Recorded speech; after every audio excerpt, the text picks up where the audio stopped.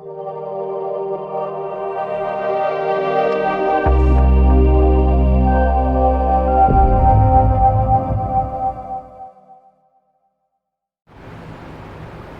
प्रिय विद्यार्थियों, आदर्श digital online class में आपका अभिनंदन, आपका स्वागत।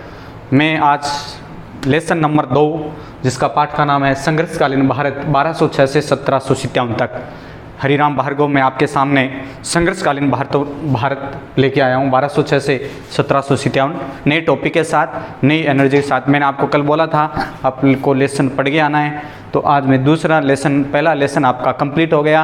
अब मैं दूसरा लेसन पढ़ाने जा रहा हूँ। तो सबसे पहले मैं आपको सभी को कह रहा हूँ कि मेहनत करें। मेहनत का कोई शॉर्टकट नहीं होता, मेहनत का कोई विकल्प नहीं होता, और मेहनत करता है उसको फल अवश्य मिलता है, शानदार मिलता है। तो सबसे पहले मैं आपको 5 क्वेश्चन या पूछना चाह रहा हूँ कि मैंने आपको पहला लेसन पूरा करा दिया। तो पहला क्वेश्चन आपका 1 नंबर क्वेश्चन नोट कीजिए और उसका कमेंट में आप उत्तर डालोगे। पहला क्वेश्चन है कि भारत में सर्वप्रथम सोने के सिक्के किसने चलाए? पहला क्वेश्चन, भारत में सर्वप्रथम सोने के सिक्के किसने चलाए? 2 नंबर क्वेश्चन, भारत में कनिष्क के समय में कौन सी बौद्ध सभा हुई थी? भारत में कनिष्क के समय में कौन सी बौद्ध सभा हुई थी? दूसरा क्वेश्चन। तीसरा, चतुर्थ बौद्ध सभा कहाँ पर हुई थी? तीसरा क्वेश्चन, चतुर्थ बौद्ध सभा कहाँ पर आयोजित हुई थी? चौथा क्वेश्चन, चतुर्थ बौद्ध सभा का मुख्य विषय क्या था? चतुर्थ बौद्ध सभा का मुख्य विषय क्या था? फिर बताना है आपको कुषाण वंश का प्रथम संस्थापक कौन था? कुषाण वंश का संस्थापक कौन था? अगला क्वेश्चन, कौन से वंश के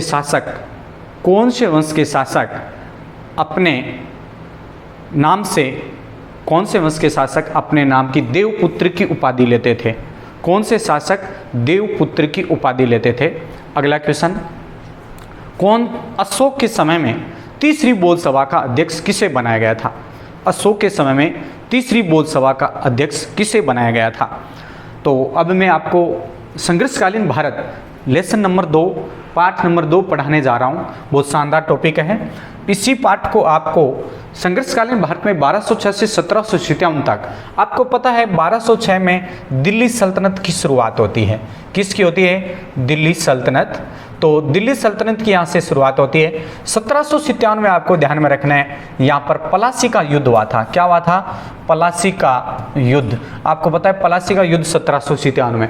तो संघर्षकालीन भारत में 1206 में दिल्ली सल्तनत शुरू होते हैं और 1757 में प्लासी का युद्ध लड़ा गया था। तो 1206 से लेकर 1757 तक आपको पता है मुगलों ने दिल्ली सल्तनत के साम्राज्य में उत्तरोत्तर मुगलों ने, आपको पता है मतलब बहादुर शाह जफर, आपको पता है उस समय में 1757 में फर्रुखशेर, 1757 में शाह आलम, आलमगीर, ये मुगल शासक हुए थे। तो 1206 से लेकर 1757 तक संघर्षकालीन भारत के बारे में पढ़ रहे हैं। तो सबसे पहले ध्यान में देना है, तो आपको मैंने बता दिया 1206 में दिल्ली सल्तनत की स्थापना हुई, 1757 में प्लासी के युद्ध तक हम पढ़ेंगे। उसके बाद में देखिए, आप ध्यान से समझिए थोड़ा। अमर खलीफा, आपको पता है जैसे आपको पता है ईरान बगदाद की जो क्रांति हुई थी, जैसे इस्लाम में 4 शासक थे। एक जैसे मैं नाम बताऊं, एक का नाम था उमरान, 4 खलीफा हुए थे, उमरान, एक अली, एक उस्मान, एक अबू बकर। ऐसे 4 खलीफा होते थे। खलीफा का मतलब होता है जो अपने आप में साम्राज्य स्थापित करते हैं। खलीफा जैसे करते थे, आपको पता है आगे जब पढ़ेंगे तीसरा लेसन, तो खलीफा आंदोलन हुआ था, खिलाफत आंदोलन, क्योंकि तुर्की के लोगों पर अत्याचार हो रहे थे। तब गांधी जी ने एक अली बंधु शौकत अली और मोहम्मद अली ने खिलाफत आंदोलन चलाया था। तो खिलाफ का मतलब होता है अपने आप को खिलाफ, मतलब खलीफा अपने आप को सर्वोच्च मानते थे। ये सर्व अपने आप में क्या हमारे से बड़े कोई है नहीं। तो उस समय में 4 उमरान, अली, उस्मान और अबू बकर, ये 4 खलीफा हुए थे। इनके समय में आपको पता है मुस्लिम संप्रदाय या इस्लाम की जो क्रांति हुई थी, उसको कह सकते हैं। तो आपको पता है उमर खलीफा के समय में, उमर खलीफा नाम का शासक था, 636 में अरबों द्वारा, आपको पता है अरब जाति ने भारत पर क्या किया था, आक्रमण। तो आप एक कमेंट में क्वेश्चन भी प्रश्न हल करोगे मेरे को, अरब जाति का मलेच्छों का नाशक किसे कहा गया था? अरब जाति को मलेच्छ कहा गया था। अरब जाति को किसने पराजित किया था? मलेच्छों का नाशक किसे कहा गया था और किस में कहा गया था? ये दोनों आप कमेंट में उत्तर डालोगे। तो उमर खलीफा के समय 636 में अरबों द्वारा पहला समुद्री आक्रमण हुआ था। थाने कह दो या थाने कह दो भलाई, थाने महाराष्ट्र में है, तो ध्यान में रखना है। उमर खलीफा के समय में 636 में अरबों के द्वारा पहला समुद्री आक्रमण हुआ था। पहला समुद्री, आपको पता है प्राचीन समय में आपने पढ़ा होगा, वास्को डी गामा पहले आए थे 17 मई 1498 वास्को डी गामा कालीकट बंदरगाह, तो पहले समुद्री आक्रमण हुआ करते थे। तो हम कह सकते हैं उमर खलीफा के समय में 636 में अरबों के द्वारा पहला समुद्री आक्रमण हुआ था थाने पर। थाने है महाराष्ट्र में। कहाँ पर हुआ? महाराष्ट्र में। सबसे पहले आपको पता है महाराष्ट्र में अरब जाति ने आक्रमण किया। किताब फुतव उल बुलादान में इसका उल्लेख मिलता है। एक किताब बर्दरी नाम का एक व्यक्ति था, बर्दरी, उस बर्दरी ने इस किताब फुतव उल बुलादान में अपने इस आक्रमण का क्या किया था, उल्लेख किया था। इसके बाद भड़ोच कहाँ है? गुजरात में। भड़ोच कहाँ है? गुजरात। सिंध कहाँ है? पाकिस्तान में। तो आपको ध्यान में रखना है कि इसके बाद भड़ोच जिसको आपको पता है, इसको वेरी गाजा, यूनानी लोग इसको वेरी गाजा भी कहते थे। बहुत शानदार क्वेश्चन। यूनानी लोग भड़ोच को, यूनानी लोग वेरी गाजा, बहुत शानदार क्वेश्चन है, वेरी गाजा कहते थे। यूनानी लोग भड़ोच गुजरात में इसको वेरी गाजा कहते थे। तो भड़ोच सिंध पाकिस्तान में। आपको पता है सबसे पहले मुस्लिमों जो आक्रमण किया वो सबसे पहले उत्तर भारत से आक्रमण होते थे। सिंध है पाकिस्तान में। तो हम कह सकते हैं इसके बाद भड़ोच और सिंध के डेवाल एक बंदरगाह था, डेवाल बंदरगाह पर अरबों का सबसे पहले क्या हुआ? आक्रमण। ये आक्रमण असफल रहे थे। जितने भी सिंध जाति ने, मुस्लिम जातियों ने आक्रमण किया, वो आक्रमण सारे क्या थे? असफल रहे थे। तो हम कह सकते हैं कि इसके बाद भड़ोच और सिंध के डेवाल बंदरगाह पर अरबों का आक्रमण हुआ। ये आक्रमण क्या रहे? असफल हुए। चचनामा, बहुत शानदार क्वेश्चन, आने लायक प्रश्न है।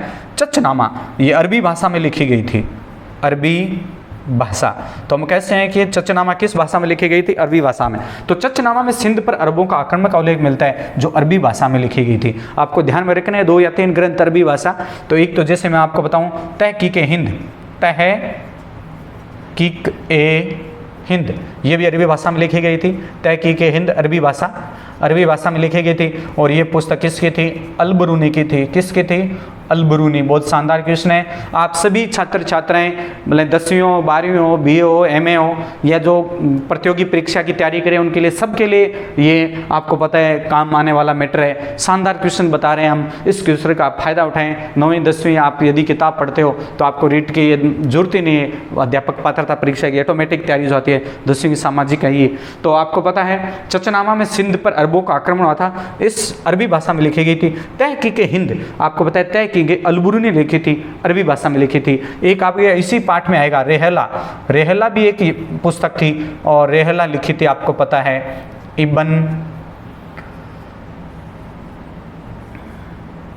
Ibn Battuta. बहुत शानदार क्वेश्चन है, ये भी आपको पता है दूसरे लेसन से हैं। तो आपको पता है ये भी चचनामा एक सिंध अज्ञात लेखक था, इसका लेखक का नाम नहीं मिलता। चचनामा का कोई लेखक नहीं था, अज्ञात लेखक पुस्तक थी। चचनामा में सिंध पर अरबों का आक्रमण होने मिलता है जो अरबी भाषा में लिखी गई थी, ये पता है हमें।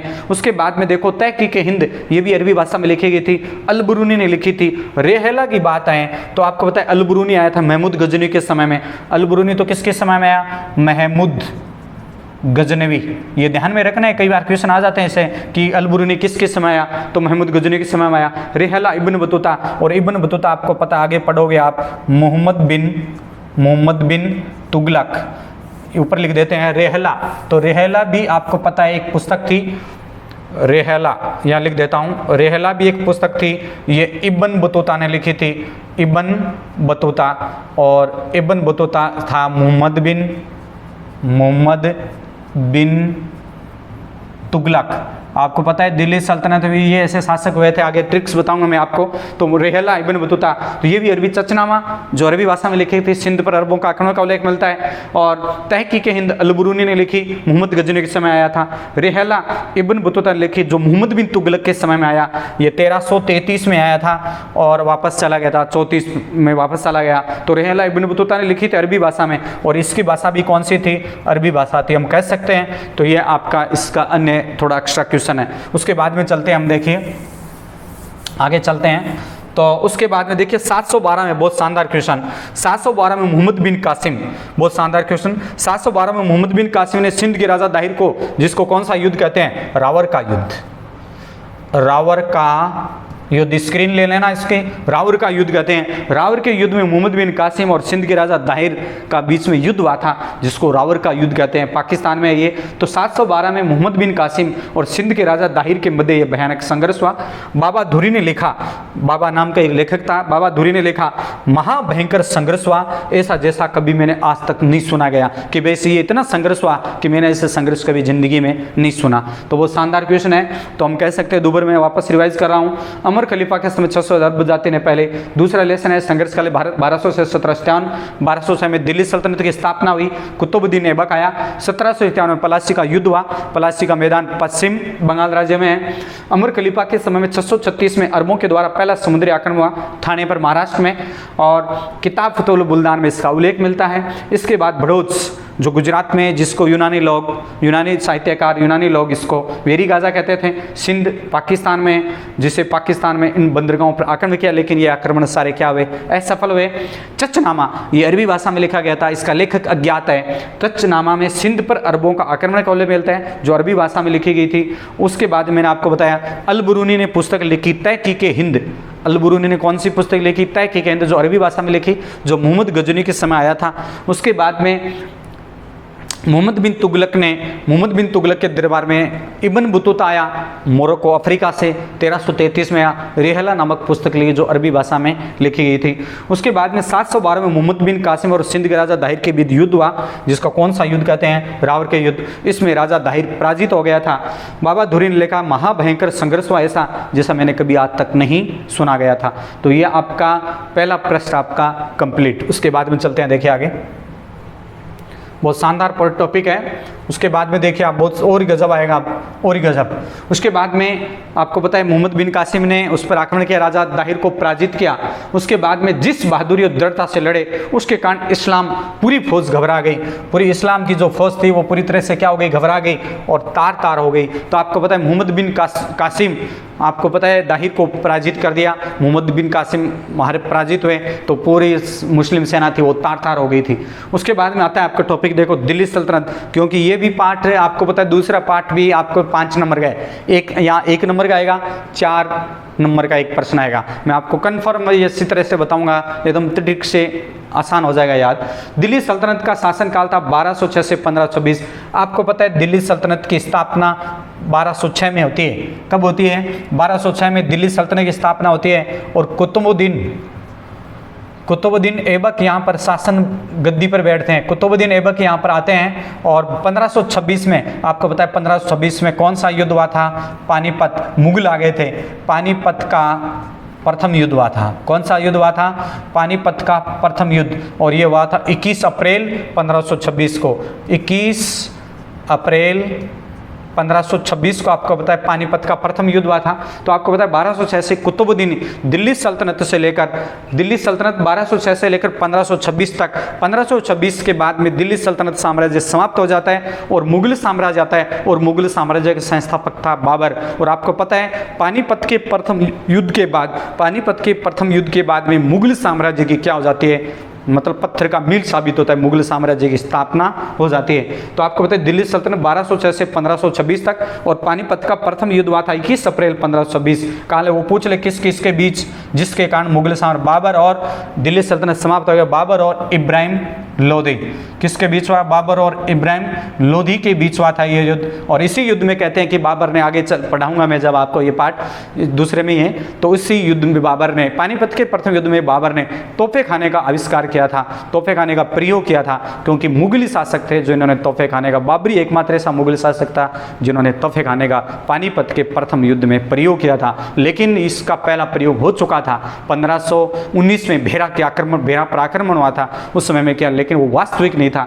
वास्तविक शुरुआत पानीपत के प्रथम युद्ध से मानी जाती है। तो हम कह सकते हैं दिल्ली सल्तनत 1206 से 1526 तक, 1206 में कुतुबुद्दीन ऐबक आया, लेकिन वास्तविक नहीं था, वास्तविक इल्तुतमिश था, और 1526 में इसका क्या हो गया था? समाप्त हो गया था। और पानीपत के प्रथम युद्ध से ही मुगल साम्राज्य की क्या हुई थी? स्थापना हुई थी। क्लियर? आगे चलते हैं। उसके बाद में देखिए आप, तो दिल्ली सल्तनत शुरू होती है। आप ध्यान से जाना, बहुत शानदार टॉपिक है। मामूलक, ये क्वेश्चन पूछा जाता है, मामूलुक कह दो या मैं इसको कह दूं दास, एक ही बात है, दास। मामूलुक कई बार पूछ लेते हैं, मामूलुक का अर्थ क्या होता है? तो मामूलुक का मतलब होता है स्वतंत्र माता पिता से पैदा हुआ हो, स्वतंत्र हो, और बाद में उसको गुलाम बना लिया जाता है। देखो, स्वतंत्र माता पिता की संतान जो आगे चलकर दास बन जाते हैं, इनको मामूलक वंश कहा जाता है। बहुत बार क्वेश्चन पूछा है, पीछे आरपीसी ने भी फर्स्ट ग्रेड में पूछा गया है, एग्जाम की दृष्टि से, प्रतियोगी परीक्षा की दृष्टि से बहुत महत्वपूर्ण है, और 10वीं में है ही भी मामूलक। तो आपको पता है मामूलक का मतलब होता है स्वतंत्र माता पिता की संतान से जो आगे चलकर दास बन जाते थे, इन्हें मामूलक वंश कहा जाता था, या हम कह सकते हैं दास। आपको पता है कुतुबुद्दीन ऐबक को मोहम्मद गोरी ने इसे दास के रूप में खरीद लिया था, इसलिए इसको दास वंश के रूप में जाना जाता है। तो हम कह सकते हैं दास वंश, या इसका तीसरा नाम और भी है, गुलाम वंश। इसको गुलाम वंश भी कहा जाता है। तो हम कह सकते हैं, या हम इसको ऐसे भी कह सकते हैं यामिनी, क्योंकि मोहम्मद गोरी आपको पता है यामिनी वंश का था। कौन से वंश का था? यामिनी वंश या इलबरी वंश। आपकी किताब में इलबरी वंश भी दे रखा है, हालांकि इलबरी वंश का वैसे नहीं था, इलबरी तो बलवन था, आपको पता है, बलवन इलबरी वंश का था, लेकिन किताबों में कुछ मिसप्रिंट हो ही जाती है। तो दास वंश, गुलाम वंश, तो हम कह सकते हैं मामूलक वंश भी था इसको, गुलाम वंश को मामूलक वंश भी कहते हैं, गुलाम वंश मामूलक वंश ही था। तो स्वतंत्र माता पिता के संतान जो आगे चलकर दास बन जाते थे, उनको मामूलक वंश कहा जाता था। और आपको पता है दिल्ली सल्तनत दास वंश भी कहते हैं, गुलाम वंश भी कहते हैं, यामनी वंश भी कहते हैं, इलबरी वंश। आपके बुक के अकॉर्डिंग चलना है। अब देखो इसके बाद में ध्यान से सुनिए, एक शानदार मैंने आपको ट्रिक्स बताया है। एक ट्रिक्स है, देखो, देख तू साले, एक ट्रिक्स है। आपको कहाँ ले वो प्रश्न पूछ ले कि दिल्ली सल्तनत में कितने वंशों ने शासन किया, कहाँ ले वो पूछ ले आपको कि दिल्ली सल्तनत में कितने वंशों ने शासन किया, तो दिल्ली सल्तनत में कितने वंशों ने शासन पूछा भी गया है। आरएस एग्जाम 2018 के लिए रिजल्ट आए, जैसे ऐसे एग्जामों पर ही में पूछा गया कि दिल्ली सल्तनत में कितने वंशों ने शासन किया। तो आपको पता है कितने हुए? 5 वंश है। तो मैं बताऊं, देख तू साले, इसका ट्रिक्स है। दे का मतलब होता है दास, दे का मतलब क्या हुआ? दास। फिर एक खे, तो खे का मतलब आपको समझ गए होंगे, खिलजी वंश। कौन सा वंश? खिलजी वंश आया। और उसके बाद में है तू, तो तू का मतलब आप समझ गए होंगे, तुगलक, तुगलक वंश। और उसके बाद में सै का मतलब सैद वंश। ट्रिक्स है, ऐसे याद हो जाता है, सैद वंश। और ले का मतलब होता है लोधी वंश। स्क्रीन कीजिए, स्क्रीन लीजिए इनका, काले में माला आपकी किताब में नहीं है। देख तू साले मतलब 5 वंशों ने शासन किया। पहला कौन सा था? दास। दूसरा आपको पता है खिलजी, खे का मतलब खिलजी, और तय का मतलब तुगलक। तीसरा तुगलक वंश था, और चौथा सैद वंश था। सै से सैद वंश, ले से लोधी वंश। तो कितने वंशों ने शासन किया? 5 वंशों ने शासन किया था। तो हम कह सकते हैं, प्रश्न 1 नंबर का भी आ सकता है कि दिल्ली सल्तनत में कितने वंशों ने शासन किया, तो दिल्ली सल्तनत में कितने वंशों ने शासन किया? 5। कहाँ वो आपको भाई संस्था भी पूछ ले तो आपको पता है सबसे पहले कौन सा यार? दास का था कुतुबुद्दीन ऐबक। कौन था? आगे मान लो इसको संस्था पूछे, दास वंश का संस्थापक बताओ, तो दास वंश का संस्थापक था कुतुबुद्दीन ऐबक। 2 नंबर आपको पूछ ले खिलजी वंश, तो अभी इसकी आप पहले स्क्रीन लीजिए। दास वंश का कौन था? कुतुबुद्दीन ऐबक। लिखा दूंगा आपको। तो दास वंश, देख तू साले, तो दास एक वंश, दूसरा खिलजी वंश, तीसरा तय से तुगलक वंश, सै से सैद वंश, 5 ले से लोधी वंश। तो इसका मतलब देख तू साले, दिल्ली सल्तनत में कितने वंशों ने शासन किया? 5 वंशों ने शासन किया। उसके बाद में देखिए, कहाँ ले वो आपको वंशों का संस्था पूछ ले। सबसे पहले पूछ ले मान लो दास, तो आपको यहाँ से ध्यान में रखना है दास वंश का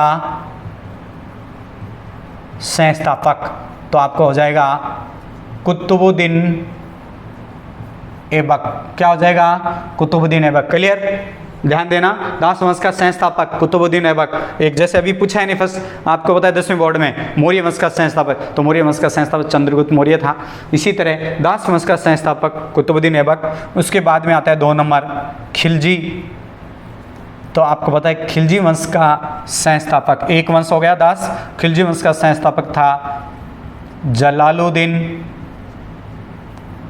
जलालुद्दीन खिलजी।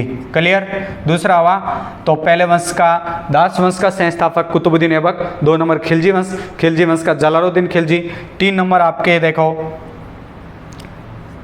तुगलक, तो ये हो जाएगा तैसे तुगलक वंश का संस्थापक। तो तुगलक वंश का संस्थापक था गयासुद्दीन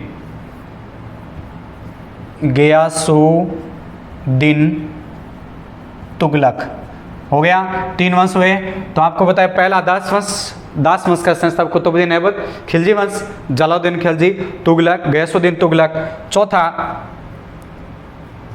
सैयद वंश,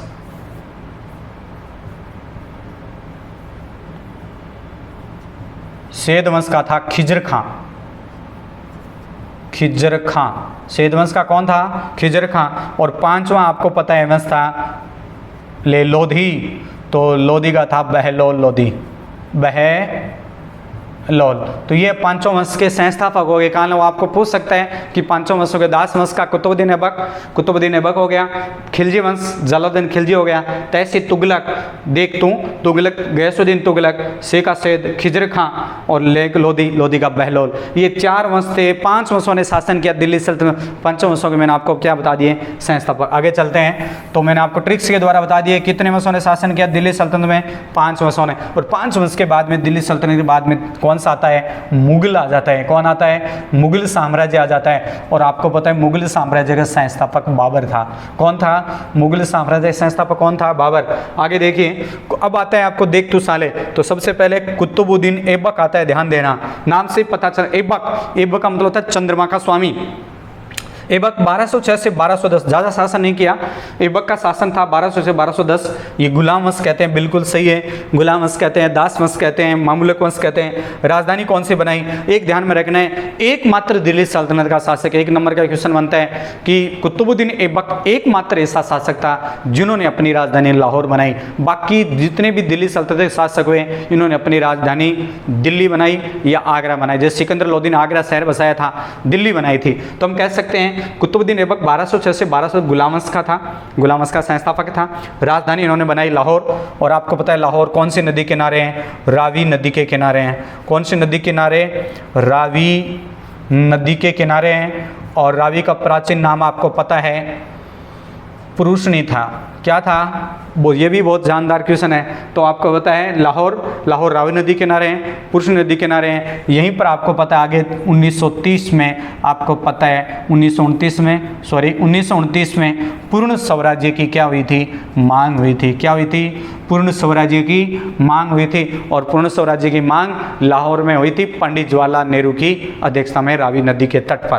तो देखो कितने क्वेश्चन बन गए। कुतुबुद्दीन ऐबक 1200 से 1210 गुलाम वंश, राजधानी लाहौर, रावी नदी के रावी नदी था, रावी नदी का प्राचीन नाम पुरुषनी, और रावी नदी के किनारे लाहौर शहर बसा हुआ है, आपको पता है। और 1929 में पूर्ण स्वराज्य की मांग हुई थी पंडित जवाहरलाल नेहरू की अध्यक्षता में। आगे चलिए, उसके बाद में देखिए तो कुतुबुद्दीन 1200 1210 गुलाम वंश, राजधानी लाहौर। ऐबक का शाब्दिक अर्थ होता है चंद्रमा का स्वामी। बहुत शानदार क्वेश्चन है। ऐबक का शाब्दिक अर्थ क्या होता है? चंद्रमा का स्वामी होता है। मिन्हाज सिराज इसके दरबार में रहते थे,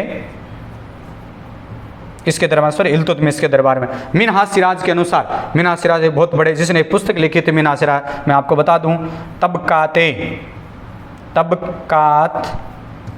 ए नासिरी। बहुत शानदार क्वेश्चन है। तबकात ए नासिरी पुस्तक लिखी थी सिराज ने।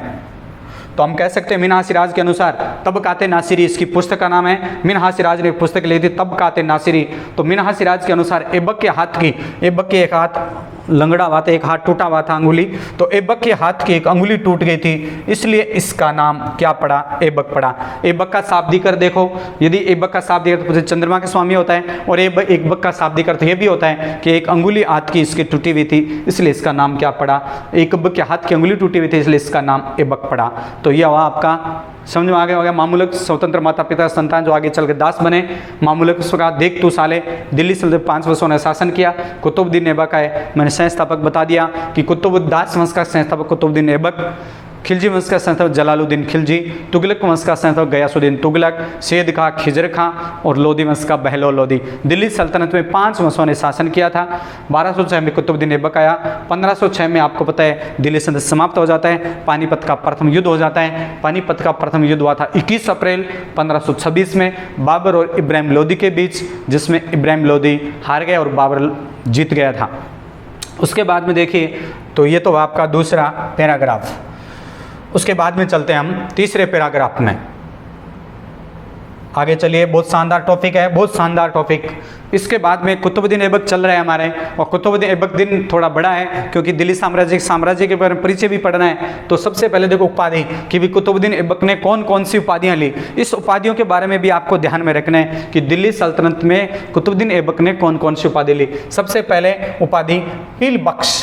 तो पील बख्श का मतलब होता है, पील होते हैं पील, आपको पता है यूनानी शासक हेनसांग जैसे चीनी शासक थे, पीलो मोलो जैसे आपको पता है हेनसांग ने, आपको यदि ये प्रश्न पूछ ले मतलब प्राचीन भारत में हेनसांग ने पीलो मोलो, हेनसांग ने पीलो मोलो आपको पता है किसको कहा था, भिनमाल को कहा था। किसको कहा था, भिनमाल। भिनमाल, भिनमाल आपको पता है कहाँ है, जालौर में है। बहुत शानदार क्वेश्चन है। तो हेनसांग ने पीलो मोलो, क्योंकि हेनसांग आपको पता है राजस्थान में जालौर में आया था हेनसांग, और हेनसांग ने पीलो मोलो भीनमाल, भीनमाल में माघ कवि शिशुपाल वध के लेखक, माघ ने एक संस्कृत के विद्वान थे, शिशुपाल वध ग्रंथ लिखा था। पीलो मोलो भीनमाल को इन्होंने क्या कहा था, पीलो मोलो कहा था, जो जालौर डिस्ट्रिक्ट में है। तो उसी तरह पील बख्श, जो आपको पता है वहाँ पीलो मोलो इसलिए कहते थे क्यों हाथी होते थे, तो आपको पता है पील बख्श हाथियों को जो दान देते हैं उसको क्या कहते हैं, पीलो मोलो कहा जाता है। हाथियों को दान देने के कारण इसका पील बख्श उपाधि पड़ी। लाख बख्श सबसे टॉप पर्सन है, मतलब कुतुबुद्दीन ऐबक को लाख बख्श के नाम से भी जाना जाता है। लाख बख्श मतलब लाखों को दान देने वाला था, इसलिए हम कह सकते हैं, कई बार क्वेश्चन आ जाता है 1 नंबर का कि किस दिल्ली सल्तनत के शासक को लाख बख्श कहा जाता है, तो आपको पता है किसको, कुतुबुद्दीन ऐबक को। तो लाख बख्श लाखों को दान देने वाला कहा गया था।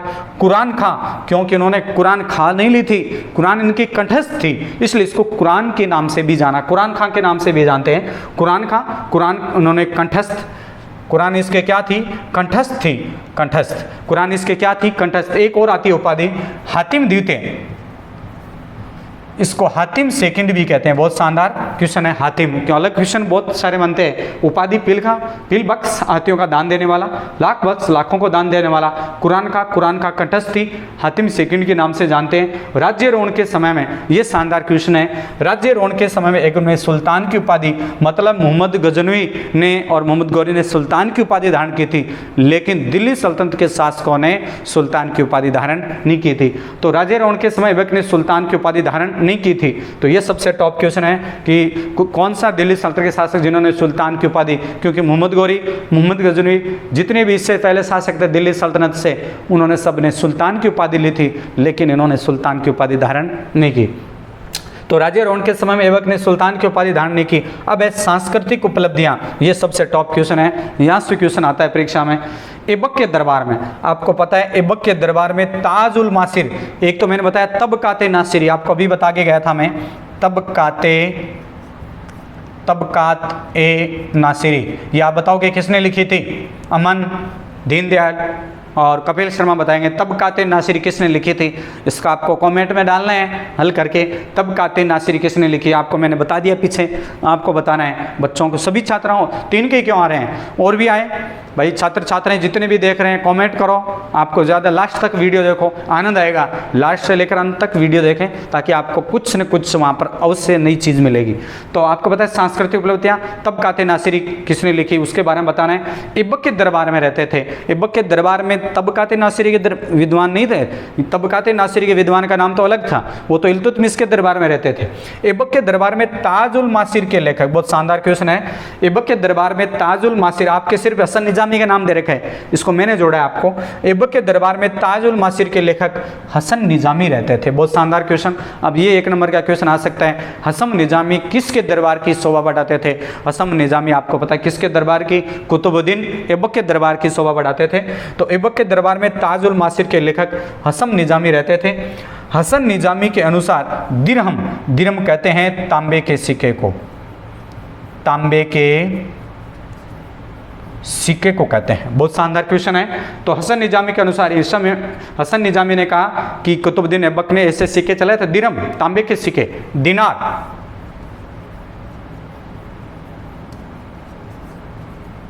सोने के सिक्के को। तो हम कह सकते हैं हसन निजामी ने दिरहम तांबे के सिक्के को, दिनार सोने के सिक्के को उन्होंने ऐबक ने चलाया था, ऐसा अनुमान है। तबकाते नासिरी के लेखक कौन थे उसको आपको कमेंट में डालना है। ऐबक के दरबार में ताजुल मासिर, अब आपसे ऐसे भी पुस्तक, हसन निजामी किसके दरबार में रहता था? कुतुबुद्दीन ऐबक के दरबार में। कौन सी पुस्तक लिखी? ताजुल मासिर के लेखक हसन निजामी रहता था। हसन निजामी के अनुसार दिरहम और दिनार नामक सिक्के ऐबक ने क्या किए थे? चलाए थे। उसके बाद में देखिए बहुत शानदार क्वेश्चन। तो दिरहम तांबे का सिक्का था और आपको पता है सोने के सिक्के को दिनार, और आपको पता है मैंने प्रश्न भी बताया था, गुप्त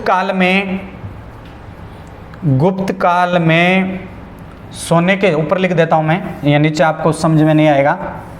गुप्त काल में सोने के